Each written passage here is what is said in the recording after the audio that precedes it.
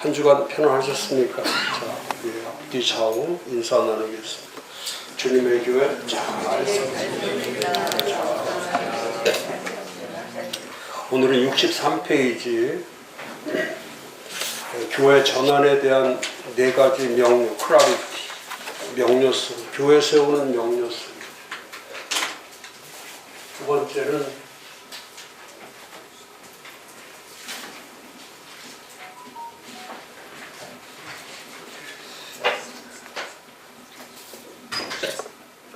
실용주의에 대한 유혹이죠.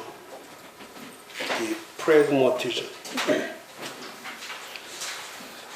교회를 세울 때 물론 이게 이제 가장 큰 딜레마예요. 그 딜레마 중에 딜레마가 실용주의라는 것 자체는 계속 거기도 나오지만은 실용주의라는 것은 성과, 결과, 성과나 결과나 효과, 그 유혹을 뿌리치지 못하는 거예요. 목회하다 보면 성과에 대해서 또 결과에 대해서 열심히 처치 플랜팅을 한다고 하는데 결과가 안 좋다 그러면은 그 처치 플랜팅 자체를 부정하게 되는 거죠. 그래서 대체적으로 목사님들이 긴 시간, 롱텀으로 목회를 해야 되는데 단기적으로 이렇게 이제 프로그램 중심으로 갈 수밖에 없는 게 그런 거죠. 그래서 저는 처치 플랜팅은 교회 세우는 거는 사도행전을 모델로 하지 않으면은 다른 거는 바꿀 수가 없죠. 저는 주님이 가장 잘했던 것이 주님이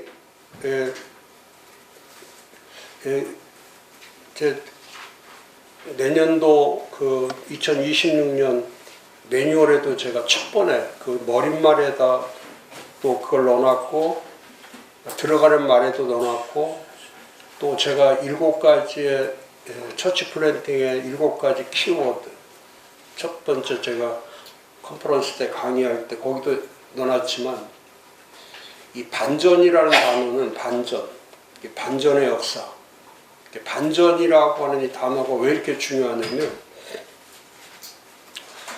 예수님이 이 땅에 오셔서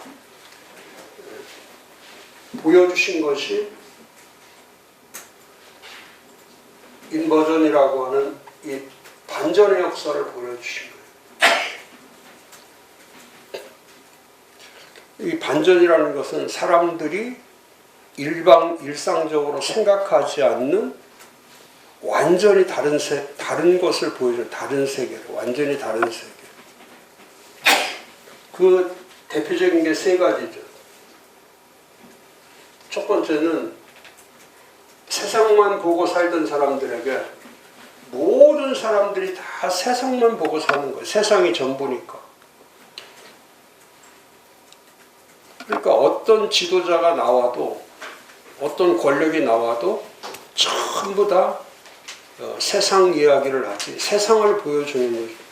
근데 예수님이 이 땅에 오셔서 세상을 보고 사는 사람들에게 하나님의 나라라고 하는 전혀 다른 완전 이건 인간이 생각할 수 없는 그 반전의 역사가 뭐냐면 예수님은 이 땅에 오셔서 좋은 세상을 만들기 위해서 오신 것이 아니고 사람들에게 그 미로슬라브 월프 교회학자가 말했던 것처럼 이 세상에다가 유토피아를 만들기 위해서 이상의 나라, 상상의 나라를 만들기 위해서 예수가 이 땅에 오신 게 아니고 그는 하나님의 나라라고 하는 그 하나님의 나라를 이 땅에 세우기 위해서 오셨다고 하는 완전히 이거는 반전의 역사 가운데 누구도 상상할 수 없는, 누구도 생각할 수 없는, 누구도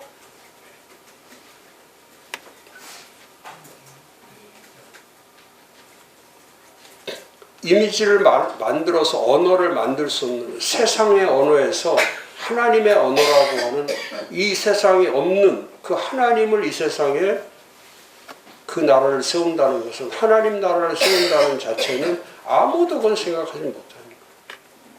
우리도 마찬가지. 우리가 지금 목회한다고 하면서도 이 실용주의에 빠질 수밖에 없는 것은 뭐냐면, 이 실용주의가 이게 현실주의예요. 이 현실을 벗어나지 못하는 거예요. 제가 그런 말씀 드리잖아요. 지금 실용주의, 현실주의에서 지금 우리가 제일 혼란을 겪고 있는 게 그런 거죠. 과연 이 문화라고 하는 거, 문화, 문명이라고 하는 거,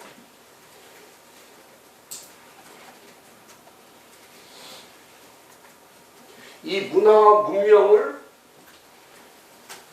우리가 어떻게 이 문화와 문명 가운데서 어떻게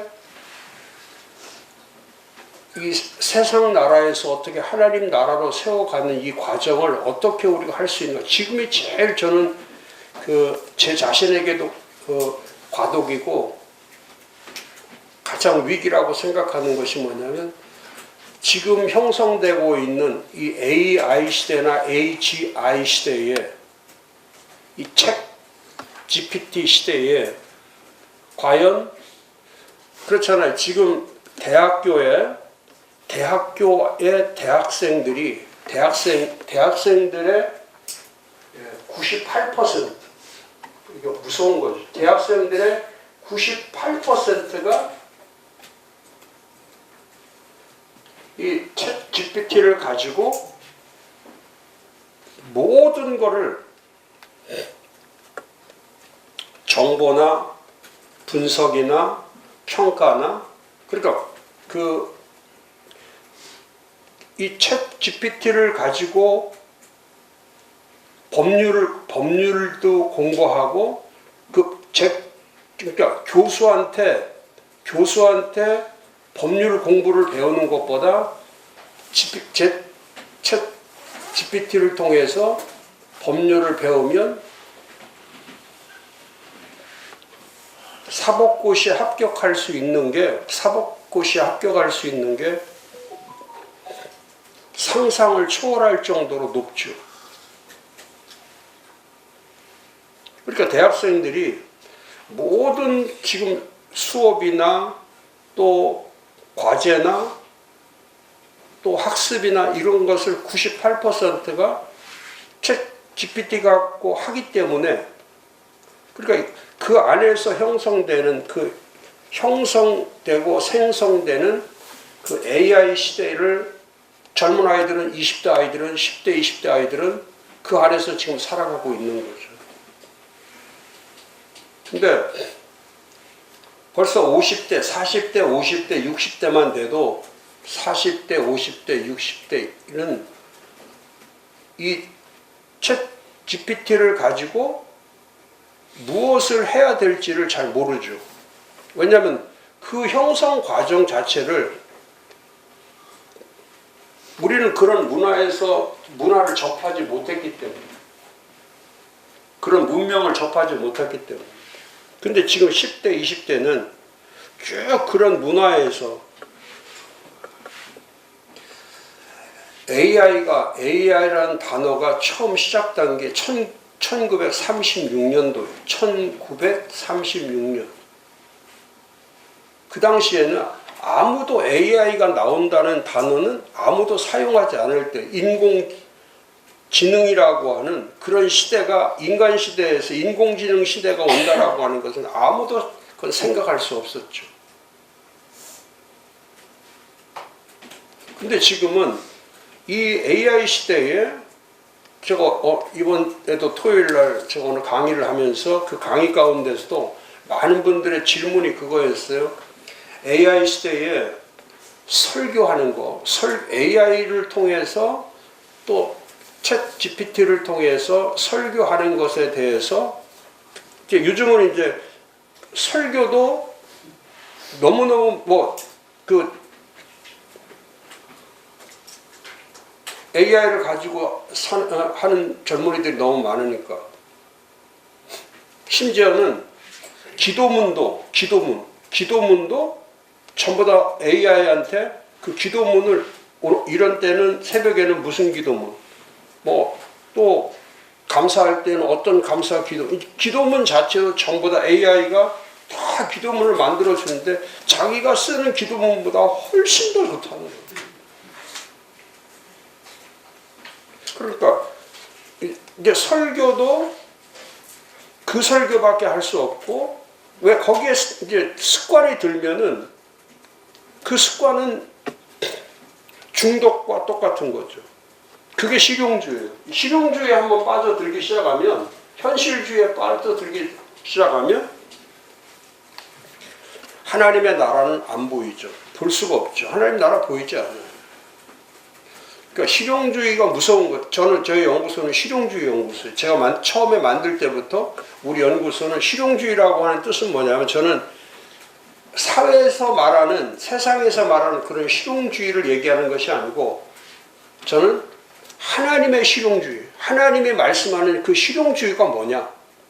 우리 연구소는 그 실용주의를 저는 실제가 무엇인지를 보여주는 그 실용주의, 하나님의 실용주의에 대해서 처음부터 저는 연구소 21세기 목표 연구소 쓸 때 맨 위에다 실용주의를 추구하는 21세기 목표 연구소 이렇게 출발해서 하나님의 실용주의. 그러니까 세상에서 말하는 성과나 결과나 또 효과를 보기 위해서 한 게 아니라 저는 과정과 공정과 과정이 분명하고 그렇잖아요. 결과에 따라 심판하는 게 아니고 과정을 존중하는 거. 과정을 존중하고 또 과정만 존중하면 안 되죠. 공정해야죠. 편향적이면 안 되죠.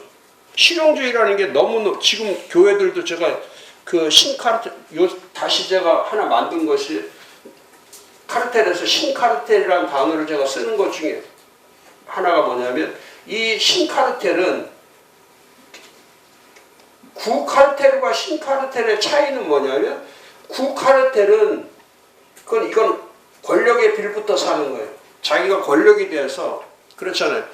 재벌 또 정치 또 가진 자 그러니까 교회 안에서도 결국 하면은 교회 안에서도 구카르텔들은 누구냐면 가진 자 행세하는 사람들을 위한 교회를 만드는 거예요. 가진 자를 위한 교회. 그러니까 지금 한국 교회가 계속 욕먹는 게 뭐냐면 이 사회와 사람들에게 영향을 주는 그 영향력이 없다는 그 영향력이 없다는 게 뭐냐면 큰 교회를 보면은 큰 교회도 또 가진 자들을 위해서 큰 교회도 가진 자가 나타나면 그 사람을 앞세우고 그 사람을 위해서 교회가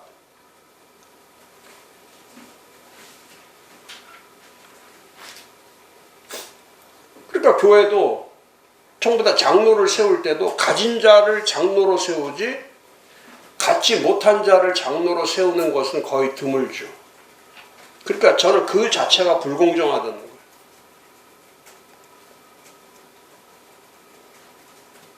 그러니까 교회도 본인도 모르는 사이에 교회 자체도 이미 실용주의에 깊이 빠져 있는 그 이유가 그거죠.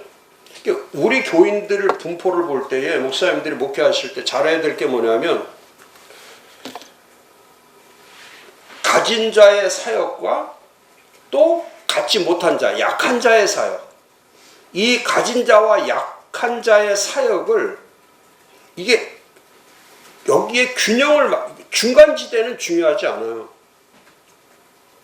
가진 자를 위한 사역도 있다면, 예를 들어서 장로가 5명을 뽑는다 할 때, 장로 5명을 뽑는다 할 때는 3명은 가진 자가 될 수가 있지만 2명은 가장 교회에서 약한 자를 뽑아줘야 되는 거예요. 약한 자를 뽑아줘야 그게 목사의 리더십이에요.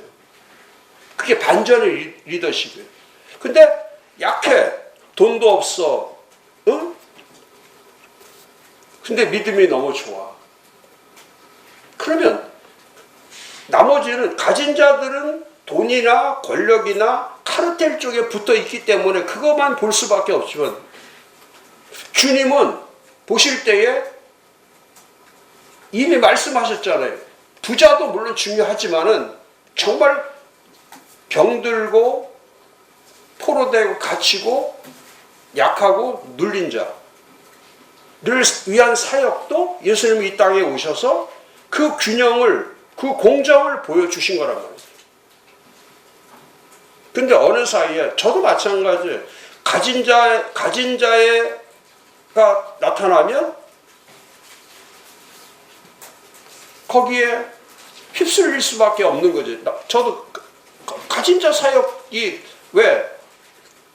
한국 사회에서 우리가 살아올 때, 어렸을 때부터 계속 세뇌되어 있던 것이 뭐냐면, 실용주의 인생관, 실용주의 세계관, 실용주의 가치관으로 이미 어려서부터 부모들이 가르칠 때부터 너는 1등 해야 된다. 제가 제일 많이 맞았던 게, 어머니한테 엄청나게 맞았는데,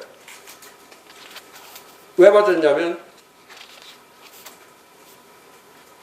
더 공부 잘해야 된다.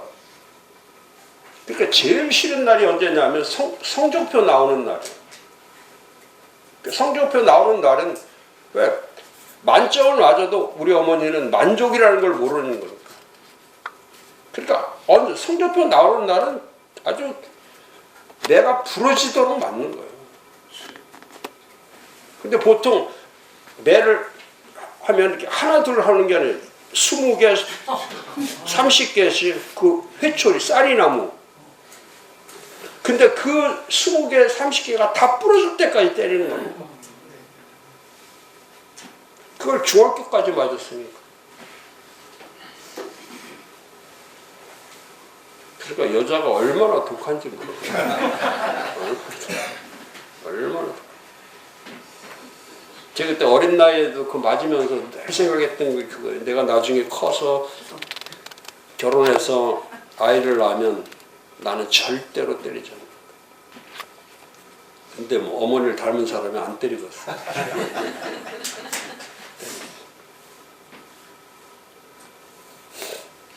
근데 그때부터 계속 제 몸에 흘렀던 것은 그런 거잖아요. 불공정이 내 몸에 배 있는 거죠. 제가 그랬잖아요. 출생부터, 임신할 때부터, 출생부터 성장할 때 전부 다 불공정 속에서 자랐기 때문에 그 공정사회를 살아간다는 거는, 그러니까 지금도 제 머릿속에는 잘못되어 있는 게 있죠. 그게 이 신카르텔과 구카르텔 가운데서, 신카르텔은 이건 또 하나의 교회의 가진 자의 권력,